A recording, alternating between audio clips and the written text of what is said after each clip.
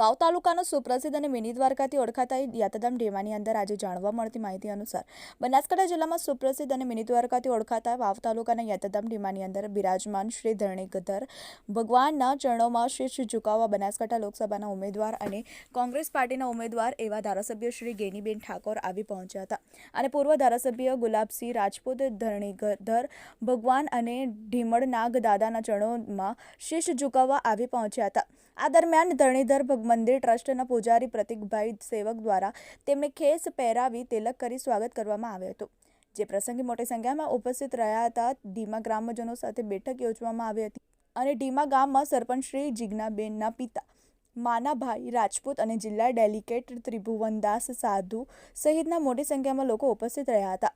ફાગણ મહિનાની પૂનમના દિવસે ધૂળેટી લોકો જોડે એકબીજાને ગુલાલ રાખવામાં આવ્યો હતો અને રમવા માટે ધારાસભ્ય શ્રી ગેનીબેન ઠાકોર ભીમા ખાતે આવી પહોંચ્યા હતા અને સાથે સાથે લોકો જોડે અનેરો પ્રેમ જોવા મળી રહ્યો છે। Bureau report TV18 news Banaskantha. રોનકભાઈ, આપ સૌને પહેલે તો ધૂળેટીની શુભકામનાઓ પાઠવું।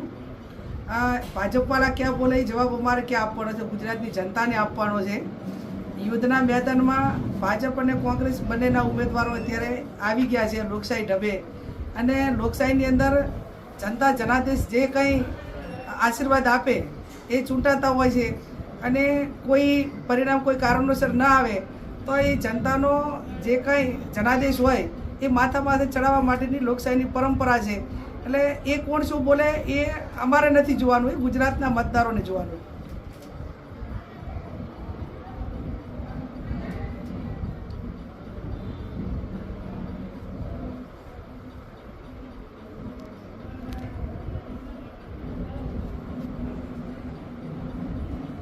હવે હું માનું ત્યાં સુધી રોનકભાઈ, જે રંગ અનેક હોય પણ એની અંદર આ ધૂળેટીનો જે રંગ છે, એક આપણે એકાબીજાને રંગ ગુલાલ ઉડાડીએ, ખેલદિલી સાથેનો આ તહેવાર, અને અન્યાય સામે અન્યાય સામે ન્યાયની લડાઈ, આવા અનેક આપણે જે કંઈ આપણા તહેવારો છે એ પ્રમાણે હું એવું જ કહું, લોકશાહી ઢબે કે જેમ ધૂળેટીના કલર ઉડાડતી વખતે આપણે ખેલદિલીથી રમીએ છીએ, એમાં લોકશાહીમાં પણ તમે બધા ખેલદિલીથી ચૂંટણી લડજો।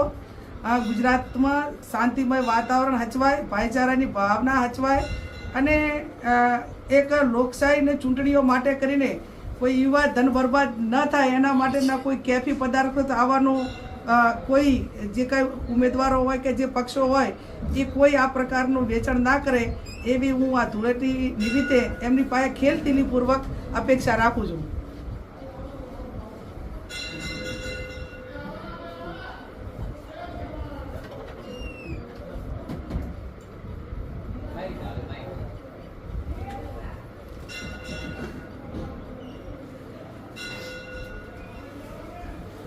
પણ હવે રોનકભાઈ, તો હું માનું ત્યાં સુધી જે કલરો ચાલતા હોય અને જે પ્રમાણે સામે રમવાવાળા અને રમાડવાવાળા બંને એ ખેલદિલીપૂર્વક સારા રંગોથી આમ બધાને રમવું ગમે એવા રંગોથી રમે, અને ઘાટા કે આછા કે પાતળા એ પોતપોતાની જે કંઈ વ્યક્તિત્વ ઉપર જતું હોય છે।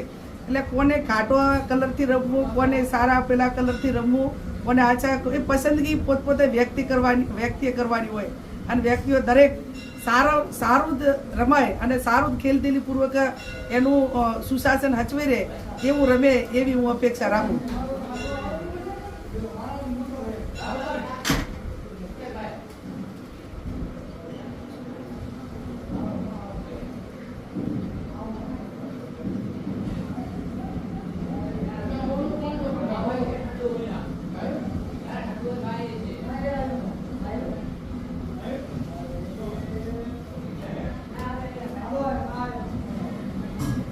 તો હવે એ જે લોકોએ કલર બદલ્યો, કેસરિયા ધારણ કર્યા, એમને ખ્યાલ હોય, અને વધારે એમને જ વ્યક્તિગત પૂછવું હોય તો એમને બધાને તે સુટેબલ છે શું છે એ પોતપોતાની વૈચારિકતા, અને લોકશાહીની અંદર બધા સ્વતંત્ર છે।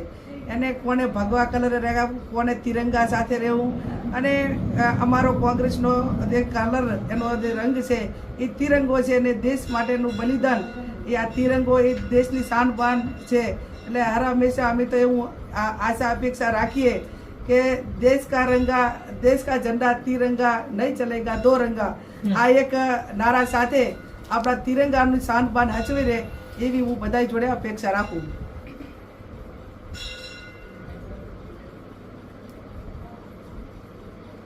તિરંગો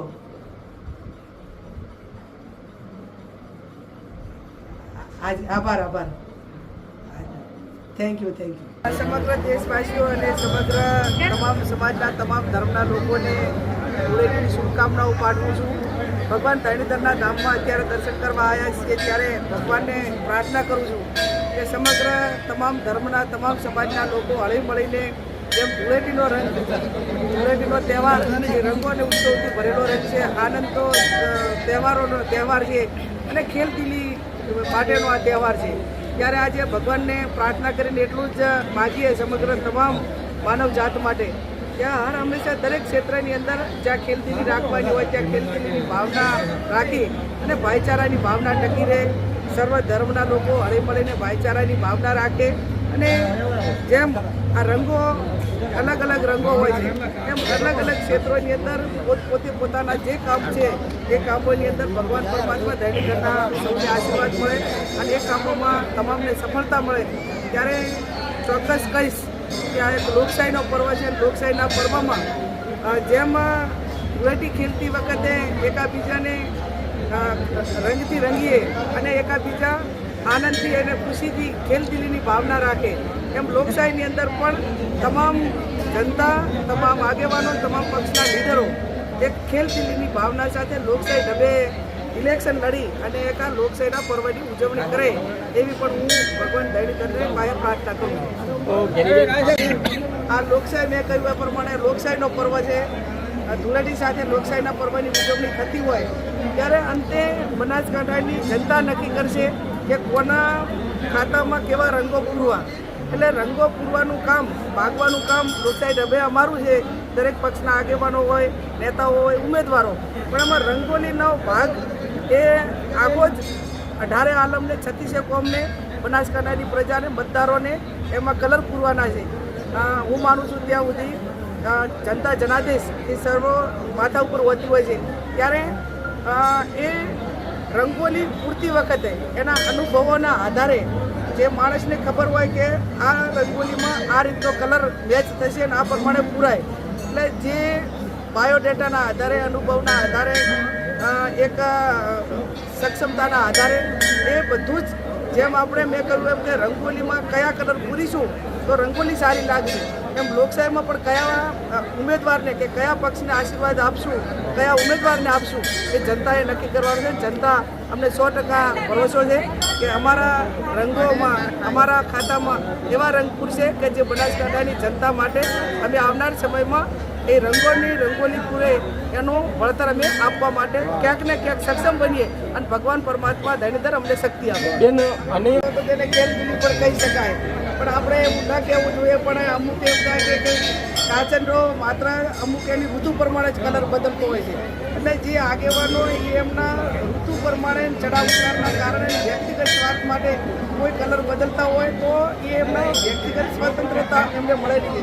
હું એટલું ચોક્કસ કહીશ કે જે પરિવારે કે જે પક્ષે કે જે આપણાને જેણે મોટા કર્યા હોય એ લોકો, ઘણા બધા લોકો એમને મોટા કરવામાં ઘણા બધી મહેનત કરી અને એમને ઘણું બધું સહન કરીને કોઈ પણ આગેવાનને મદદ કરીને એમને તૈયાર કર્યા હોય. ત્યારે આવું થાય ત્યારે એમના કાર્યકરો કે એમને ઠેકેદારો કે જે પક્ષના નેજા મોટા થયા હોય એને ચોક્કસથી નુકસાન થતું હોય છે.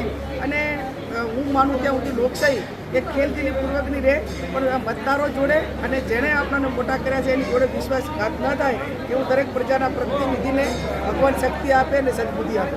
આપણા સપના જોવાવાળા ઉમેદવારો એમને બદલવા પડ્યા છે.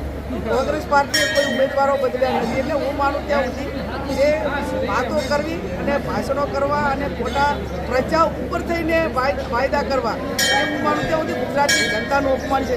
5 લાખ એ રીતે કઈ રીતે નક્કી કરી શકે? હજુ તો મતદાન નથી થયું. મતદાન થાય, એના ચૂંટણીના ગણતરી થાય, મતદારો વોટિંગ કરે એટલે એના એડવાન્સમાં કંઈ કહેવું એ હું માનું ત્યાં સુધી મતદારોનું અપમાન છે. એ મારું વ્યક્તિગત માનવું છે. બિલકુલ.